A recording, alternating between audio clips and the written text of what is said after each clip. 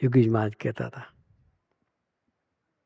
20,000 રૂપિયાની આવક થતી હોય, કેટલી?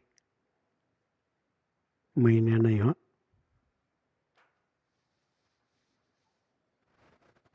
આ વાત છે 70 વર્ષ પહેલાની.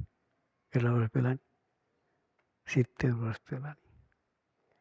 એક માજ કહેતા હતા 20,000 રૂપિયાની આવક થતી હોય એને જતી કરીને પણ અઠવાડિયે કલાક સત્સંગમાં કાઢવાનું. તો એને કિંમત નહીં હોય પૈસાની. એ જમાનાના 20,070 વર્ષ પહેલાના એ વખતે ડોલર કરતાં રૂપિયો હાઈર હતો. ડોલર કરતાં રૂપિયાની કિંમત વધારે હતી એ જમાનામાં.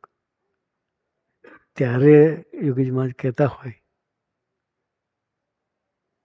કે 70,000ની આવક થતી હોય 20,000 રૂપિયાની, તો એને જતી કરીને પણ અઠવાડિયે કલાક સત્સંગ. એ શા માટે બોલાય છે? એમાં એટલું શું છે સત્સંગમાં કે જેનાથી આટલો બધો ફાયદો થાય? પણ એમાં ગેરંટી છે. શું છે?